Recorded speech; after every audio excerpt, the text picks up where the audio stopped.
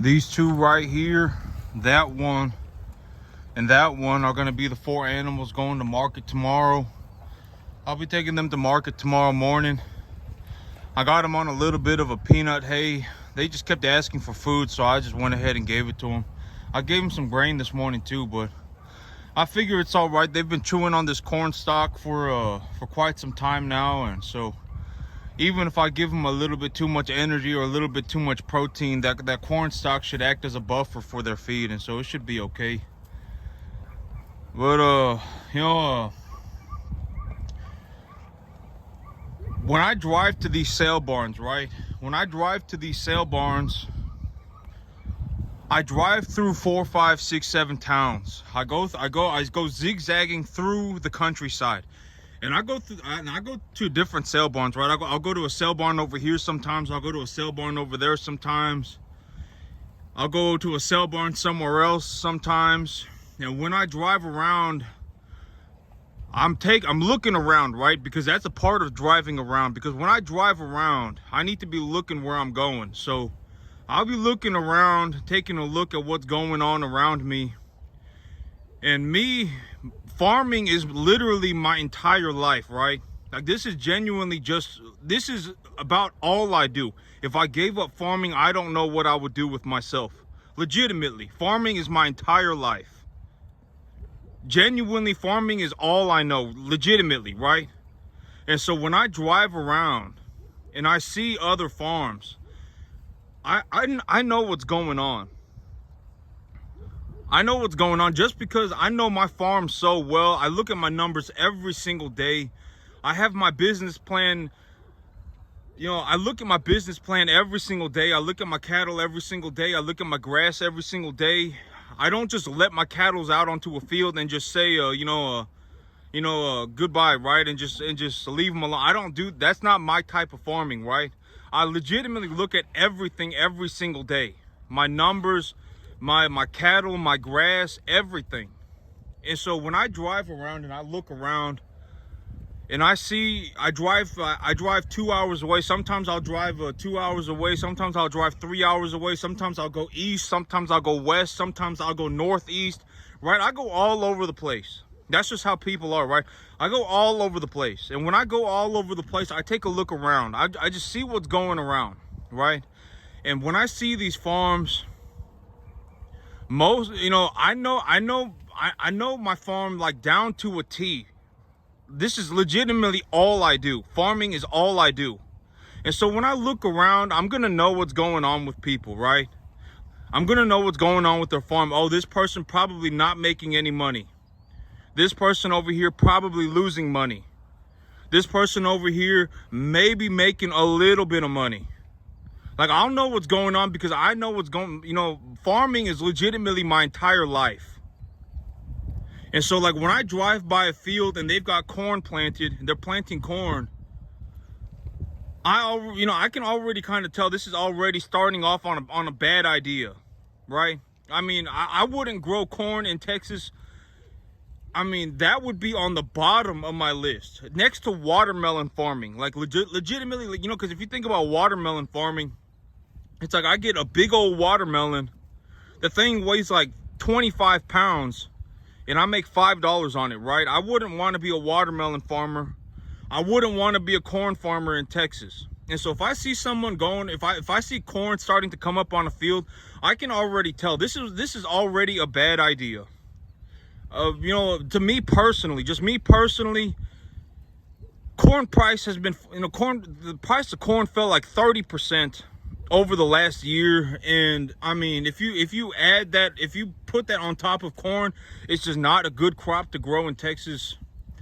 I mean, you're better off probably just most people. And I'm not saying this like everybody should grow. Everybody should go and run cattle and grow hay. But here in this area of Texas, here in Central Texas, we have so many cattle all over the place. And our hay grows so well. Why not just grow hay and run beef cattle, right? I could legitimately go to a sale barn every single day of the week if I felt like it. And I wouldn't have to go more than an hour and a half, an hour and a half away. And I could go to a sale barn every single day of the week if I felt like it. There are so many cattle in this area. It's legitimately a cattle gold mine. And our hay grows so well, right? I mean, like, we get 3-4 inches of rain a month practically all the time, except for maybe for like 7-8 months of the year. 7-8 months of the year, we get like 3-4 inches of rain a month. Our weather is pretty mild year round. Our grass will grow practically year round. Our grass will grow here like 7-8 months out of the year. We can grow grass here. We don't need any irrigation equipment. Even if we don't have groundwater, we can still grow hay. We don't need irrigation equipment. I mean, it's legitimately a gold mine for cattle and hay. Like, if someone cannot make it growing beef cattle and growing hay in Central Texas, I mean, you probably just need to get better, because it's not going to get any easier than this area. There are cattle all over the place. I can legitimately go to a sale barn every single day of the week. And I'm not saying that to be like a dick to people. I'm just saying, I would not, me personally, I would not touch corn with a 10-foot pole here in Texas. I personally would not do it unless you got some 1 in 1,000 type property and you have irrigation equipment and maybe way out east. Maybe, I don't know. Maybe the weather gets more mild out there, but realistically, I would not, it would have to be a very, very, very, very good argument for me to start growing corn in Texas. I just would not do it. Our corn yields are not very good. We don't have much groundwater. Our summers are blazing hot. I mean, it's just not a good idea, right? But I mean, like, I've talked to a lot of people, because at one point in time I was looking around for a rental property. I was like, maybe I would rent fields, and I found a field over here of 70 acres. I found a field over here 150 acres. I found a field over here 50 acres. And I talked to these landowners, and this is what I mean by, me as my whole life, the last 15 years, the only thing I thought about was farming, right? Genuinely, the only thing I've thought about was farming. And so when I go through life and I interact with people, it's usually about farming. It's about farming. If I'm genuinely going to interact with them, it's usually because we're talking about farming. And so, like, I've looked into renting properties, and this is what I mean by, this is why I would not rent a property. Me personally, I would rather own 10 acres than rent 100. And this is why, because one of the landowners, actually, I'll give you multiple examples. One of the landowners, I was talking to this landowner, and she said, I have an immune deficiency. So we got off to talking, and she was like, okay, do you use fertilizer? And I said yes. Usually these landowners, they'll ask you, what do you do to grow your crop, right? And so I say, okay, depending on what's going on, what time of the year it is, or depending on how much rain I'm gonna have, either I'll herbicide it or I'll plow it under. And if I plow it under, I'm gonna need to get about 2 inches of rain. And if it's in this kind of area where the weather is transitioning from cooler to warmer, I can't plant anything anyway. So at that point, I would plow the field. But if the season has already just about started, then maybe I choose to herbicide instead. And when I plow the field, I'll put a positively charged fertilizer on the field so that I can plow it into the field. And then this is what she said to me. She said, I have an immune deficiency and I use groundwater on my property. I cannot have nitrates in my water. And I cannot consume nitrates. That's what she said to me. And at that moment, I just entirely gave up on this lady. I said, okay, that was enough information for me. Usually when I speak to somebody, I give everybody a fair chance. I'll give them a second fair, whatever it may be, I'll give them a fair chance. And if they say something that's just like, okay, this person is beyond hope, I'll just go ahead and leave. And this lady told me, okay, I can't eat anything with nitrates in it. And I just did not know what to say to her, because nitrates are in all plant material. Nitrates are in everything in the plant material. In terms of plant material, nitrates are in everything. Legitimately in everything. Nitrates are one of the core molecules that the plant needs to metabolize so that it can grow at all. And she's saying that she has an immune deficiency, and she would prefer that I use organic chicken manure instead of fertilizer. And I'm like, I don't know if this lady knows what she's talking about, because if she has an immune deficiency, why would she prefer that I throw manure all over her field? Why would she prefer that? Because if I threw manure all over her field and she has an immune deficiency, what if she gets E. coli? What if she gets salmonella? Right? I mean, genuinely. Like, I don't, like, that was something that one of these people said. Legitimately. And I was like, I don't, like, but this is not just one person. It's a multitude of people. It does not matter who I talk to. And it doesn't, when I drive around and I take a look at someone's field, I'll know what's going on with them, right? And practically in a second. It doesn't take me but 3 seconds. Because legitimately, this is my entire life. I don't do anything else other than farm.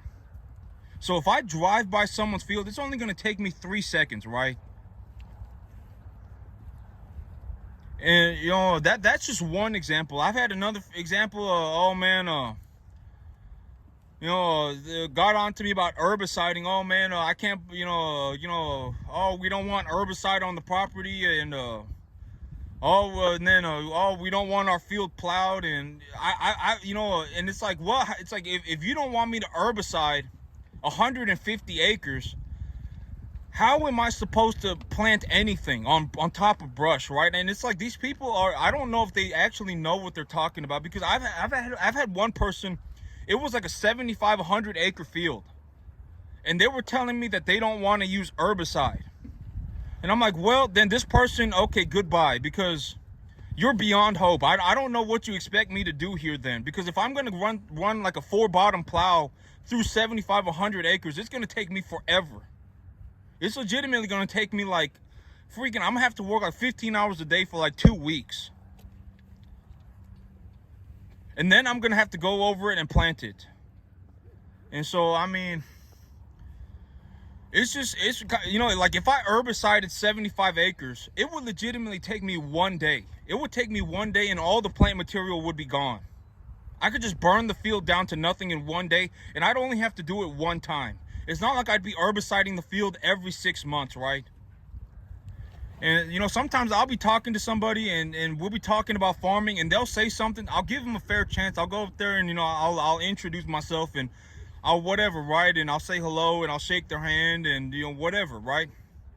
And then we'll get to talking, and the moment that they come off as like a complete moron, it's just like, I don't know what to do, right? Like, I don't know, like, this person, they're too far gone already, right? Whatever it is that they're thinking about I'm not going to show up one day and just make them change their mind.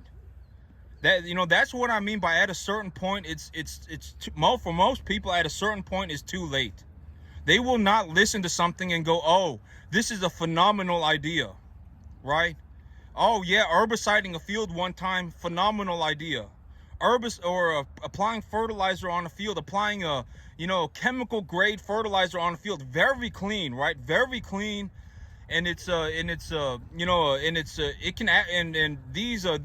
chemical grade fertilizers can actually improve the quality of the environment, right? I can actually turn my environment I can actually improve the quality of my environment by applying these fertilizers. Like, after a certain point, it's almost impossible. And it's not just farming. It's that way with practically everything. It's not just farming. Because when I go around and I talk to people about farming, it's just, that's just the thing that I talk about, because that's all I know. Unless we're going to talk about business, like, it's either business or farming, right? Because those are legitimately the only, like, those realistically, growing grass, I can do that too, right? We can talk about growing grass, running cattle, running a business, whatever it may be. But after a certain point, like, if I'm talking to somebody and it's like, I show them what I do, right? A lot of people, they will just completely turn a blind eye to what I do. They'll turn a complete blind eye. They won't care that I have enough grass on 10 acres to run like 75 cattle. They just don't care. They legitimately do not care. And I can show them my portfolio, right? I can show them my work. And I can show them my paychecks or whatever it may be. You know, I make $7,000 a week. I make $6,000 a week on my 10 acres. And I grow enough grass to run 75 cattle on my 10 acres. And I can show them all of that, and their bias just immediately takes over. Oh, well, on my field, I don't want to use synthetic fertilizer. I want to use chicken manure instead. I have groundwater that I use, and I have an immune deficiency.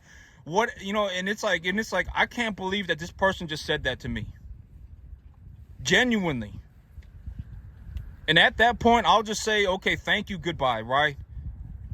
You know, it's not the end of the world. Like your 50-acre field is not going to make a difference to my life. I'll just go and buy one, right? I'll just go and buy one and pay the $2,000 a month and not have to worry about dealing with you.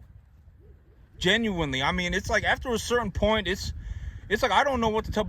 You know, these people are like 65 years old, 60 years old, 50 years old, and it's like, you know, I don't know what to tell you. Like, I mean, I'm not going to stand here and be able to change your mind on anything. It's too late. And so at that point, I just leave, right? I mean, it's like, what can you do at that point? And it's not just farming. That's what I mean by the wall of bias hits on everything. And most people, like if that person was very young and they didn't know anything and nobody said anything to them and they learned something new, it would be normal to them, right? Oh yeah, you're supposed to put fertilizer on the field if it's positively charged.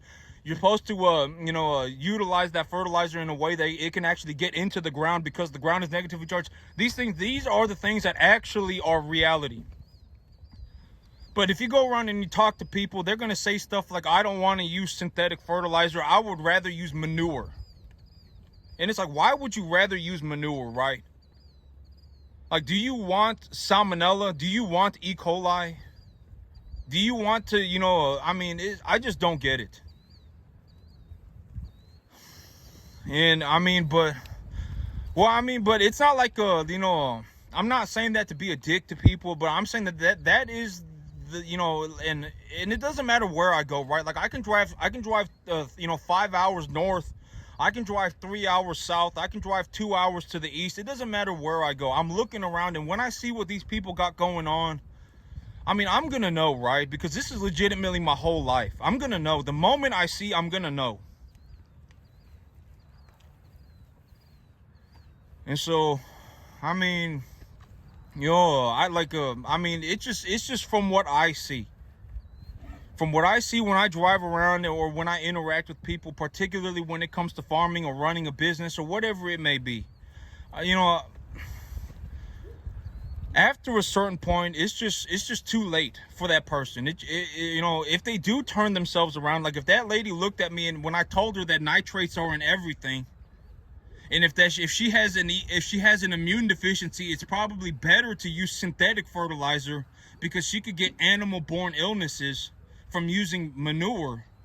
If she listened to that idea and she said, "Oh wow, what a phenomenal idea," right? If she genuinely did that, that would have been fantastic. But when I told her that stuff, I'm gonna have to talk to my doctor. Oh man, whatever it may be. Oh, well, I'm gonna have to think about it. And her property is still up for rent. It's still up for rent to this day. And so it's like, yeah, I don't know what's going on, right? And it's like, whatever, right? Don't want me to use herbicide, but you would rather, don't want me to plow the field. Don't want me to herbicide it. Don't want me to fertilize it. It's like, just sit there and just look pretty and hope that everything works out, right? I guess that's the plan. And it's a horrible plan. But that's it for me today, YouTube. Y'all have a good one.